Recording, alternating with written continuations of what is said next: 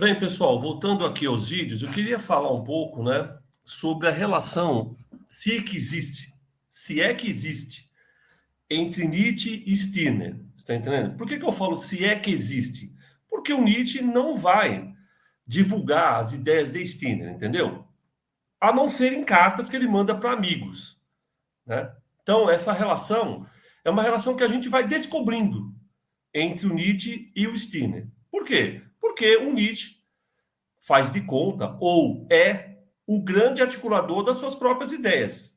Não tem como a gente saber, porque ele não vai citar Stirner em vários dos seus escritos. Isso não significa que ele não cite outros, ele cite outros autores, mas o Stirner ele não faz isso, porque a gente não sabe até agora, entendeu? Mas é evidente de que existe uma ala dentro da filosofia que estuda Stirner e estuda Nietzsche, né, que vai entender de que muitas das ideias do Nietzsche partem de algumas convicções de que tinha o Stirner. Mas isso não é uma coisa senso comum. Mesmo porque o Stirner é pouquíssimo discutido na academia. Pouquíssimo discutido. Eu lembro de uma vez, quando eu estava fazendo graduação na USP, entrei na aula do professor Ricardo Terra, um dos maiores especialistas lá de teoria crítica, assim por diante, mas principalmente Kant, né? Ok? E ele vai falar da relação do Marx com os jovens hegelianos, e aí ele cita de uma forma até bastante irônica, as pessoas riram, quando né, ele vai falar do Max Stirner. O Max Stirner é pouquíssimo falado. Na minha avaliação, um dos motivos principais é de que o Marx pegou pesado, vamos falar assim. Não que a crítica do Marx esteja errada. O Marx tem todo direito de fazer a crítica ao Stirner. Essa crítica que ele faz ao Stirner, que é o livro A Ideologia Alemã, ele não foi solto, né, lançado na época do Marx, ele foi lançado no século XX só. Então, só aí que as pessoas começaram, né, a ter uma ideia melhor de quem era o Max Stirner. Mas se você quer entender quem é Max Stirner, você tem que ler as pessoas que comentaram o Max Stirner primeiro, para entender quais são as principais ideias que o Max Stirner traz para dentro da filosofia. E aí, pessoal, eu começo com um cara que eu acho que é essencial para entender o Max Stirner. Foi o primeiro cara que entrou numa biblioteca, mexeu nos livros lá da biblioteca e pegou um livro empoeirado e ele tava e o livro era Max Stirner, o único em sua propriedade. Ele pegou em alemão porque ele é alemão. Esse cara chama-se John Henry Mackay. Max Stirner, Sua Vida e Seu Trabalho. Não tem em português, só tem em inglês, mas eu entendo de que é o principal livro sobre o Max Stirner, porque ele é um dos primeiros a lançar a ideia da importância do Max Stirner na filosofia. Isso aqui é do final do século XIX. O John Mackay fez entrevistas, inclusive, com a esposa do Max Stirner, né, a que vai ser elogiada, né, o título do livro, né, quando lançou o livro, o Max Stirner dedicou a ela, porque ela realmente bancou o livro, né? Evidentemente foi isso que aconteceu, porque ela tinha muito dinheiro, ok? E ele vai contar a história do Max Stirner. Quem é esse Max Stirner? Por que, que é importante o Max Stirner? Ok? Porque o Max Stirner está situado dentro de um debate filosófico do século XIX. E eu diria, da primeira metade do século XIX.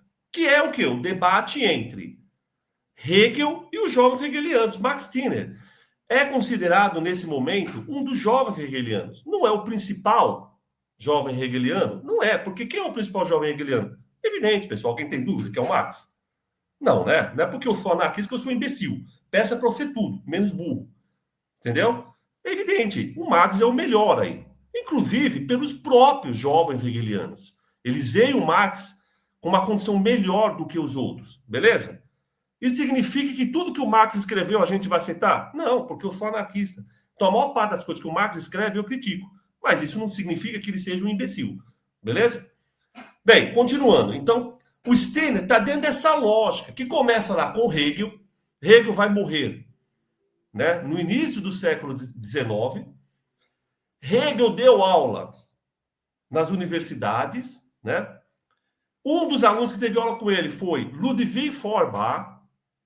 Inclusive, Ludwig Feuerbach tem um livro que ele dedica ao Hegel. Ele dedica ao Hegel, ele manda uma carta extensa ao Hegel, que também não tem tradução em português.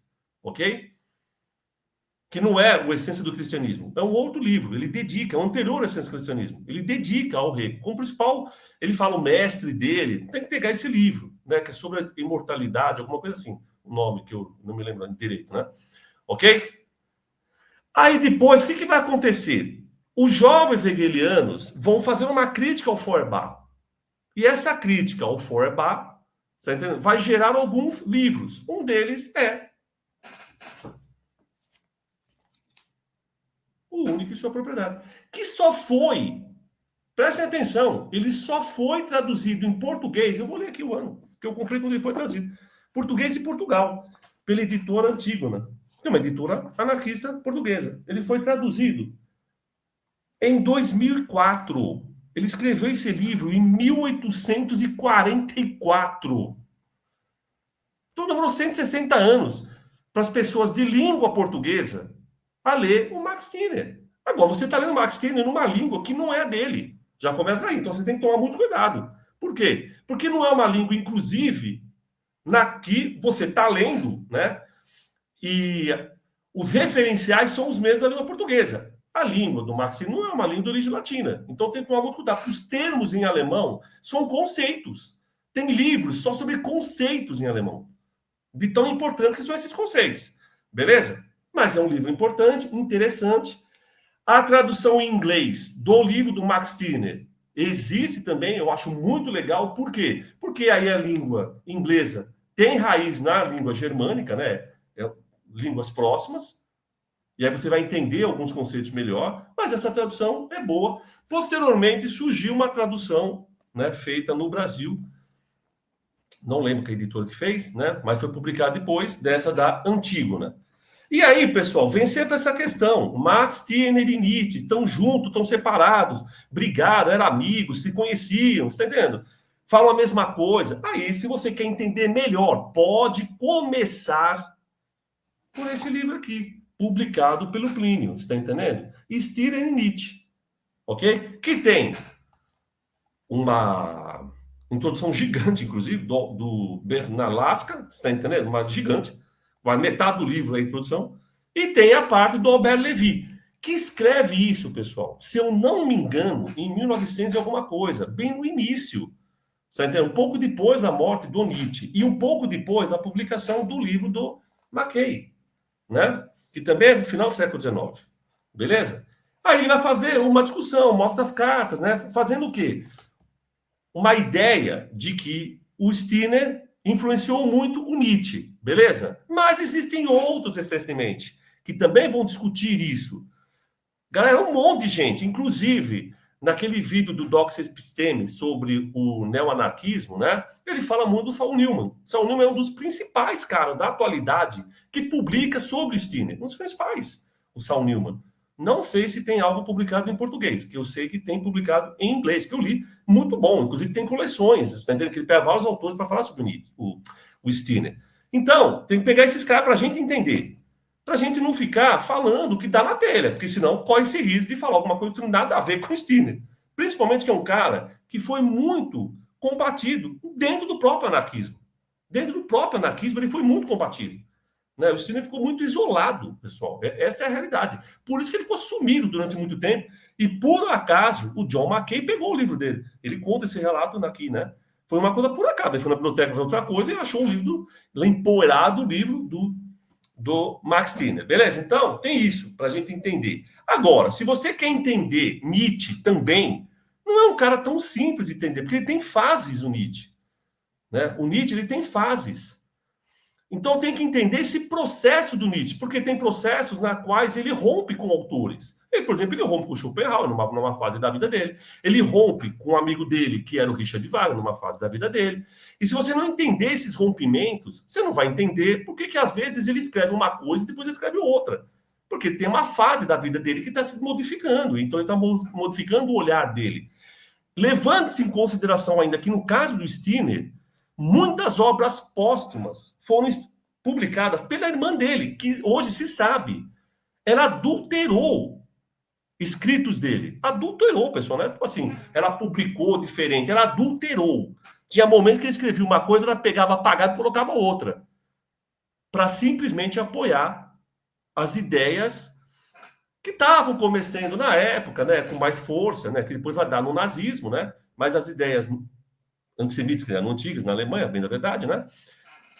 O marido dela é antissemita, o marido dela tentou criar uma colônia no Paraguai. Se você entrar no YouTube, coloca colônia no Paraguai, Nietzsche, você vai ver criancinhas loiras de olhos claros, que são dessa colônia, que se tentou fazer uma colônia antissemita. Eles tentaram fazer aqui no Paraguai, não deu certo, ele se suicidou, ela volta, e é nesse período que o Nietzsche fica doente. E aí ela vai adulterar muita coisa do Nietzsche. Beleza? Ela até cria o arquivo Nietzsche, né? Que depois o próprio nazismo vai meio que se apropriar da ideia do Nietzsche como autor nazista, que também é outra viagem que os caras fizeram, beleza? Mas aí uma outra história, inclusive muito importante, porque muitas das críticas dos marxistas têm a ver com esse Nietzsche construído no nazismo, beleza? Então tem isso aí. Bem, aí se você quer partir para uma língua próxima do português, que não é o português, você pode pegar aqui. Henri Lefebvre. Tem que ler Henri Lefebvre e Nietzsche. Se você quer entender Nietzsche, tem que ler Henri Lefebvre. Ele escreve isso no auge do nazismo. Quando todo mundo estava detonando Nietzsche, ele escreve e ele é marxista. Você entende? Um dos principais marxistas. Então leia Henri Lefebvre e Nietzsche. Hoje eu acho que consegue baixar. Não sei se tem em português. Eu tenho edição aqui em espanhol, pode ser que tenha em português, mas eu não sei dizer. Ok? Porque ele vai demonstrar as principais ideias do Nietzsche, como é que elas vão sendo estruturadas, para você entender se elas têm ou não a ver com o Max Stirner. Você já leu Max Stirner? Está lendo os autores que estão comentando Nietzsche? Antes de ler o Nietzsche, você está entendendo? Aí você vai começar a entender melhor essa relação. Aí esse livro é muito importante do Henri Lefebvre, Nietzsche. Que eu acho que foi escrito acho que em 40 alguma coisa. Um pouco antes até, deixa eu ver. Quando foi escrito o livro dele, primeira edição. 1939 a primeira edição. Auge do nazismo. Tá todo mundo falando que eles faziam isso, né? De que o Nietzsche era um autor nazista. Por causa da própria irmã do Nietzsche, que era amiga pessoal do Adolfo Hitler. Amiga pessoal. Tanto que dá o cajado do Nietzsche, uma foto, ela dá o cajado do Nietzsche para o Adolfo Hitler. Para dar uma ideia de que você está constituindo aquilo que o meu irmão falou. Inclusive, o Adolfo Hitler achou que ele era o super-homem. Esse super-homem, que também muita gente não entende. E aí eu aconselho a ler esse livro, eu aconselho a ler esse livro, que tem 2 volumes, está entendendo? Né? Do Charles Handler. Olha aí, ó, não é pequenininho. Tem que ler esse livro, ele tem 2 volumes, ok? Tem que ler esse livro do Jean Lefranc. Estou colocando alguns. E em português também você tem que ler esse livro, que é pequeno, do Jean Coé, que é um dos principais conhecedores da obra de Nietzsche no Brasil, junto com a professora Scarlett Martin da USP. Ok? Então, com esse rol aqui de pessoas, né, de conhecedores da obra, você começa a entender melhor o que o Nietzsche fala e o que tem a ver com o Stirner. Caso contrário, pessoal, é sempre uma ilação. É sempre uma ilação. Eu acho, eu acredito, eu ouvi dizer, eu li e entendi isso. O fato de você ter lido e ter entendido não significa que seja isso. Você está entendendo? Por quê? Porque existem vários comentadores da obra do Nietzsche. Inclusive, um dos principais, eu coloquei aqui, porque eu não tenho ele em físico, é o Heidegger. Pega o curso do Heidegger sobre o Nietzsche, caramba. Tem um curso, que o Heidegger deu curso sobre o Nietzsche. Você consegue comprar esses livros em português. Consegue comprar. O Heidegger, ele vai discutir muito bem o Nietzsche. Você está entendendo? Então, são vários comentadores que vão demonstrar como é que o Nietzsche está construindo as ideias dele. Essas ideias têm a ver com o Stirner? Alguns acham que sim, outros acham que são próprias dele. Uma vez eu conversei pessoalmente com o Giacoia, ele mesmo contou para mim de que ele acha que tem muita influência do Marx, mas ele também não leu muito Marx. Então fica aquela coisa. O que eu li, eu acho que sim, mas o Marx também é um cara muito complexo. E se você não entender que o livro do Max Stirner foi construído dentro de um processo, você está entendendo? Por que ele escreveu isso aqui? Ah, ele estava dormindo, acordou. Ah, vou escrever um livro hoje, chama O Único e Sua Propriedade. Não, né? Ele estava lendo, algumas pessoas se incomodou com a leitura, principalmente aqui a leitura, que ele vai se incomodar. Ele deixa muito claro aqui, né? É o Ludwig Feuerbach, você está entendendo? Ele vai fazer a crítica ao Feuerbach. E depois o Marx faz a crítica ao Marxismo, por quê? Porque ele também se incomodou com essa leitura, que vai dar na origem do livro A Ideologia Alemã, que, se eu não me engano, foi publicado na década de 30, a Ideologia Alemã inteira, né? E até recentemente, no Brasil, ela era publicada só a crítica ao Feuerbach. Só agora, nos anos 2000, que publicaram a ideologia alemã inteira. E aí as pessoas se deram conta que mais de 200 páginas é uma crítica ao Max Stirner, que o Marx faz. Você está entendendo? Por quê? Porque o Marx vai achar que o Max Stirner, o Feuerbach, por mais que eles tentem romper com o Hegel, eles não conseguem romper com o Hegel. Ok? No caso do Max Stirner, a ideia de um eu ainda como se fosse supremo, você está entendendo? Uma coisa meio, assim, espiritual, entendeu? Um eu, uma coisa superior, um eu. Ele vai questionar isso, porque o Marx, ele é um cara que vai romper com o Hegel, romper com o Feuerbach, principalmente por quê? Porque ele traz as ideias que estavam lá no plano espiritual para a Terra. Ele faz isso. E ele acha que o Max Stirner e o Feuerbach não fizeram. Agora, o livro do Feuerbach também é interessante ler, porque tem muita gente que acha, né, que o... Eu tenho ele aqui, não sei onde ele tá perdido por aqui, você entendeu? Acha que o Bakunin criou aquelas ideias da cabeça dele. É evidente, se você lê o Bakunin, lê o Feuerbach, você vai ver que o Bakunin pegou muita coisa do Feuerbach, porque é assim que funciona. Você lê e reescreve a partir daqueles autores que você leu. Então ninguém criou do nada. O Marx não criou do nada, porque ele teve que ler Hegel, ler Feuerbach, ler o Max Stirner, ler o Proudhon, ler outros autores. O Nietzsche também não pegou do nada, criou as coisas da cabeça dele, ele leu autores, e por isso que tem essa coisa de Max Stirner e Nietzsche têm uma relação. Por isso que eu dei essa ideia para vocês, né? De vocês lerem. Eu aconselho, se querem ler desde o início, leiam essa obra do John McKay, que é a principal obra, você entendendo, que vai discutir quem é o Max Stirner, o trabalho dele, o que ele está pensando, e mais recentemente, né, leiam os trabalhos do Saul Newman, que naquele vídeo do Dox Episteme está falando de neoanarquismo, né, mas ele é um dos principais divulgadores hoje, pelo menos eu reputo, a obra do Max Stirner. Então ele tem vários livros de coleções assim falando do Max Stirner. Beleza? Então era isso, pessoal. Então aqui não é o caso de ver se é sim ou não, mas antes de tomar uma decisão, eu prefiro que as pessoas leiam. A partir de leituras, que eu coloquei algumas aqui para mim essenciais, faz com que as pessoas ganhem, né, uma tarimba aí para dar uma afirmação. Eu não corro esse risco. Por quê? Porque o que eu li ainda é muito pouco dentro da minha avaliação. Você está entendendo? É muito pouco. Então eu teria que ler mais para entender melhor tudo isso. Mas é evidente que alguns autores vão reputar, né, ao Stirner muitas das ideias do Nietzsche. Beleza? E aí, por isso que eu disse, né, que ler esse livro aqui, que eu não sei se o Plínio tem ainda, seria interessante para você entender esse processo todo. Beleza? Então é isso daí, pessoal. Um abraço a todos e todas.